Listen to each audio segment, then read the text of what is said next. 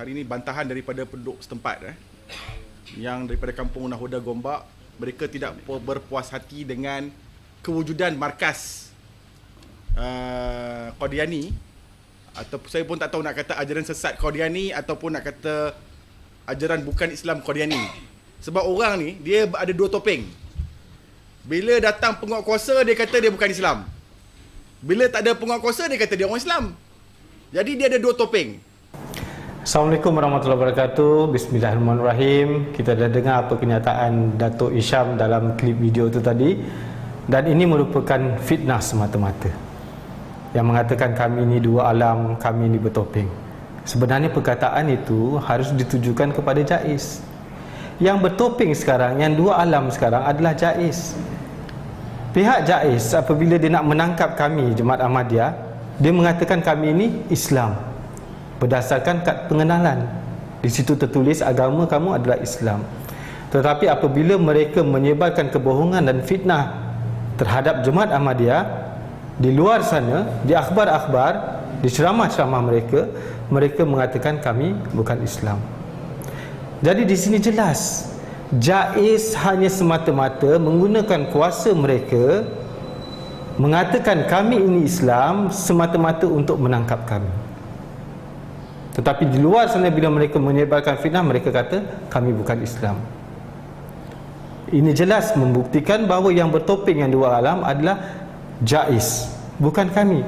Semenjak kami dilahirkan, hari ini dan akan datang, itulah agama kami, iaitu Islam. Tidak ada agama lain. Dan yang bertopeng lagi sekarang ini pihak PPIM. Sekejap dia kata dia nak bermuzakarah dengan Jemaat Ahmadiyah. Setelah dia membuli kami, menganiaya kami, menyebarkan fitnah dan kebohongan terhadap kami, ujung-ujung dia kata kami tidak mau muzakarah dengan pihak Jemaat Ahmadiyah. Jadi sekarang ini jelas yang bertopeng pihak Jais dan PPIM sendiri, bukan Jemaat Ahmadiyah.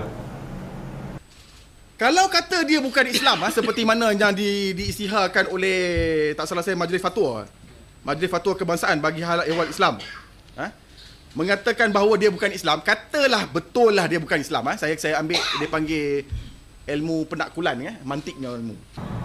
Berkenaan dengan fatwa ni, mereka menuduh kami, berdasarkan fatwa itu kami mempunyai kalimah yang berbeza.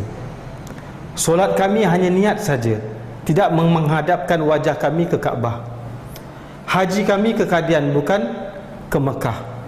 Dan ini semua adalah merupakan tuduhan yang sangat keji, fitnah yang sangat keji. Buktinya adalah kalimah kami la ilaha illallah Muhammadur Rasulullah, asyhadu an la ilaha illallah wa asyhadu anna Muhammadur Rasulullah. Tidak ada kalimah lain lagi daripada itu. Dulu mereka mengatakan kalimah kami berbeza. Sekarang bila kami mengucap dua kalimah syahadat, Datuk Isham pula cakap kami ini mempermainkan Islam. Dan saya ada pengalaman dengan Mufti Selangor sendiri. Saya nak membuktikan sini bahawa dia mengatakan kalimah kami berbeza. Beliau menyuruh saya mengucap dua kalimah syahadat di depan beliau.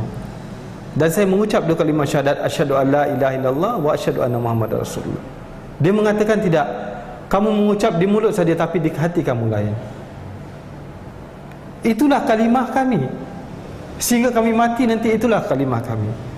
Tapi hari ini bila kami mengatakan itulah kalimah yang kami amalkan, yang kami ucapkan, yang ada dalam hati kami, Datuk Isham cakap seperti mana saya katakan tadi, kami mempermainkan Islam. Dan seperti mana saya katakan tadi, ini adalah satu tuduhan yang sangat-sangat keji. Dengan menuduh seseorang itu yang mengucap dua kalimah syahadat bukan Islam, apa sabda Rasulullah SAW? Rasulullah SAW mengingatkan orang-orang Islam, kalau kamu menuduh saudara kamu yang mengucap dua kalimah syahadat, yang mengamalkan rukun Islam, yang mengamalkan ajaran-ajaran Islam itu bukan Islam, kafir atau keluar daripada Islam, maka kafir itu akan kembali kepada orang yang menuduh itu. Begitu juga kejadian di zaman Rasulullah SAW. Ketika Hazrat Usama dengan bangganya telah membunuh seorang orang kafir yang dah mengucap dua kalimah syahadat, tapi dia tetap juga membunuhnya. Dan berita itu sampai kepada Rasulullah SAW. Rasulullah SAW bertanya kepada beliau, "Ya Usama, apakah engkau membunuh orang itu setelah dia mengucap dua kalimah syahadat?" Hadrat Usama mengatakan, "Ya, ya Rasulullah. Dia mengucap dua kalimah syahadat kerana dia takut dengan pedang saya, bukan keluar daripada hati nuraninya." Rasulullah SAW dengan wajah yang sangat marah mengatakan, "Ya Usama, apakah kau dah membelah hatinya yang kau tahu bahawa dia mengucap dua kalimah syahadat itu kerana takut dengan pedang kau?" Usama mengatakan, "Alangkah baiknya kalau waktu itu aku belum masuk Islam lagi." Kerana melihat marahnya Rasulullah SAW kepada beliau.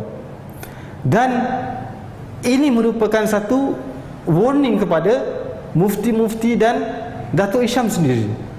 Jangan dengan mudah memfatwakan seseorang itu kafir dan terkeluar daripada Islam, kerana kalau memang benar kami melaksanakan apa yang diterangkan oleh Rasulullah SAW definisi Islam itu sendiri, maka tuduhan itu akan kembali kepada mereka.